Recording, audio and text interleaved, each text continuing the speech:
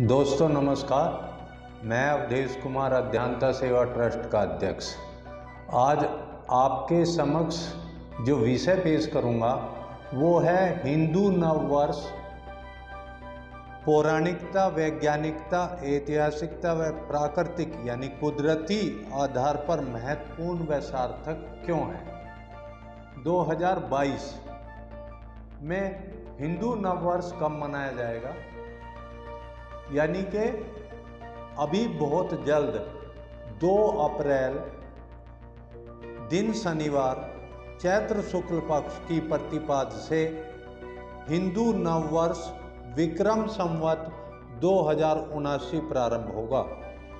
यह संवत नल नाम के नव संवत के नाम से जाना जाएगा, क्योंकि 1 अप्रैल 2022 को विक्रम संवत 2078 की समाप्ति होगी और हमारे नए वर्ष की प्रारंभ हो जाएगा। भिन्न भिन्न संस्कृति एवं उद्देश्य के अनुसार नव वर्ष का आरंभ भी भिन्न भिन्न तिथियों पर मनाया जाता है।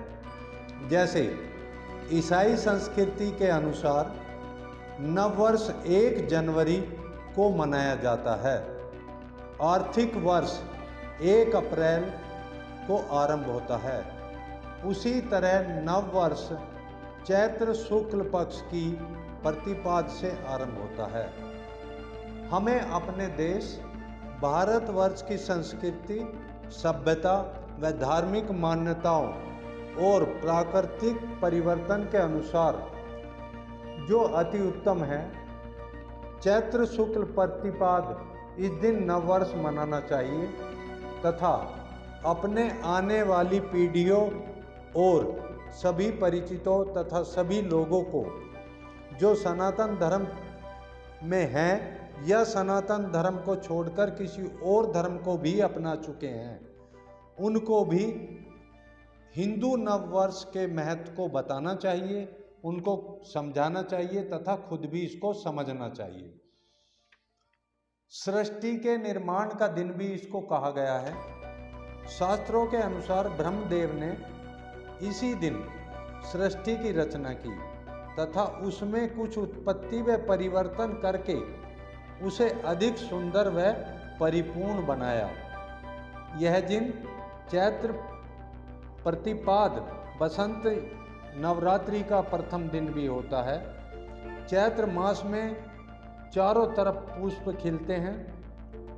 पतझड़ के बाद वृक्षों पर नई कोपल व पत्तियों से हरियाली आ जाती है और चारों तरफ प्रकृति का जो नज़ारा है उसे देखकर ऐसा प्रतीत होता है जैसे न सिर्फ इंसान बल्कि प्रकृति खुद भी नव वर्ष को आलिंगन कर रही हो।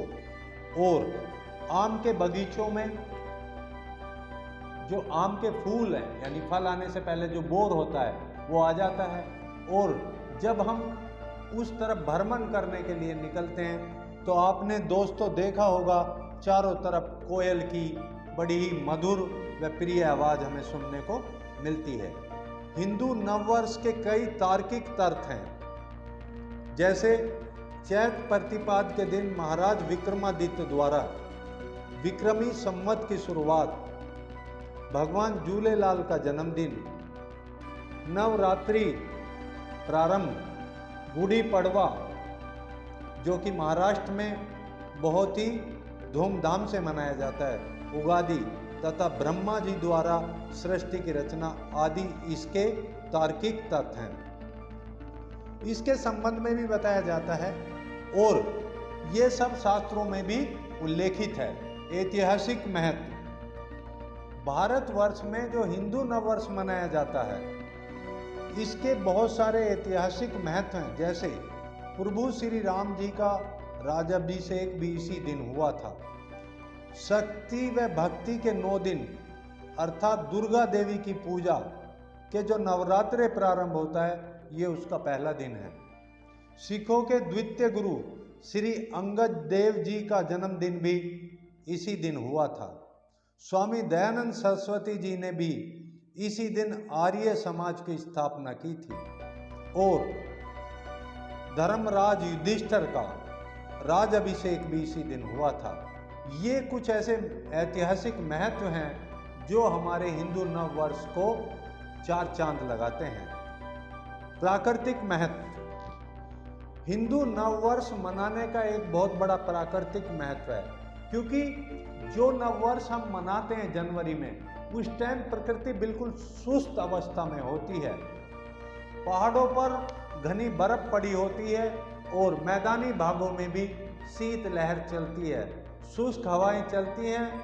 इंसान नीरस, उदास और थके थके से महसूस होते हैं। लेकिन हमारे नववर्ष के टाइम पे फसल पकना प्रारंभ हो जाती है, अर्थात किसान को उसकी मेहनत का फल मिलने का समय आ जाता है एवं समस्त प्राणी जगत के भरण पोषण हेतु अन्न देवता की प्राप्ति होती है, यानी कि फसलें पककर हमारे घरों में आती हैं। नक्षत्र शुभ स्थिति में होते हैं, अर्थात किसी भी कार्य को करने का इससे अति उत्तम शुभ मुहूर्त कोई नहीं होता। सभी ऋतुओं में बाहर लाने वाली ऋतु है, क्योंकि इसी समय वसंत ऋतु उत्साहवर्धक, आनंददायक एवं समशीतोष्ण वायु होती है, जो बहुत ही स्वास्थ्यवर्धक होती है तथा इंसानों का जो एनर्जी लेवल है वो काफ़ी बढ़ा हुआ होता है। भारतीय नववर्ष कैसे मनाएं? हम अपने इस नववर्ष को कैसे मनाएं? इसके लिए हमें कुछ ध्यान देने योग्य बातें हैं। हम एक दूसरे को नववर्ष की शुभकामनाएं दें। जब उनसे मिलें तो उनको चंदन या रोली का तिलक लगाएं, हाथों में रक्षा सूत्र बांधें, अपने परिचितों, मित्रों, रिश्तेदारों को नववर्ष के शुभ संदेश भेजें। इस मांगलिक अवसर पर अपने अपने घरों पर भगवा पताका यानी झंडा फहराएं। अपने घरों के द्वार पर आम के पत्तों की वंदनवार व फूलों से सजाएं। धार्मिक एवं सांस्कृतिक कार्यक्रमों में भाग लें एवं उनका आयोजन करें। इस दिन देवताओं, महापुरुषों से संबंधित प्रसन्न मंचों का भी आयोजन हमें करना चाहिए। कलश यात्रा, विशाल शोभा यात्राएं, कवि सम्मेलन, भजन संध्या, महाआरती आदि का आयोजन भी करना चाहिए। चिकित्सालय में सेवा, गौशाल्य में सेवा तथा रक्तदान जैसे शिविरों का आयोजन भी हमें करना चाहिए। बंधुओं, इतनी सारी बातें जानने के बाद आप ये कह सकते हैं कि जो हिंदू नववर्ष है वास्तव में एक पौराणिक तिथि को मनाया जाता है। वैज्ञानिकता के तौर पर भी इसका बड़ा महत्व है, ऐतिहासिक भी इसके कई तथ्य या कई प्रमाण हैं, और कुदरत यानी प्रकृति भी उस टाइम अपने चरम सौंदर्य पे होती है। तो मेरी आपसे गुजारिश है कि सभी हिंदू इस नववर्ष को मिलजुल कर मनाएं और ज़्यादा से ज़्यादा इसका प्रचार प्रसार करें। और मैं आपसे ये रिक्वेस्ट करूँगा, जिनके भी नियर एंड डियर भारत के बाहर भी रहते हैं, उनको भी नववर्ष अभी से संदेश भेज दें कि वो 2 अप्रैल से पहले पहले नववर्ष मनाने के लिए तैयार रहें। और 2 अप्रैल से पहले पहले आप ये वीडियो मैक्सिमम लोगों को पहुंचाएं, ताकि उनको इसके बारे में पूरी जानकारी हो सके और इसकी सच्चाई और ऐतिहासिकता को जान सकें। आपने पूरी वीडियो को बहुत ही ध्यान से देखा, सुना और समझा। आपसे मेरी गुजारिश है कि आप इलेक्ट्रॉनिक मीडिया या व्हाट्सएप मीडिया का भरपूर उपयोग करें और वीडियो को सिर्फ अपने तक सीमित ना रखें, जानकारी ज़्यादा से ज़्यादा लोगों तक शेयर करें। Thank you very much.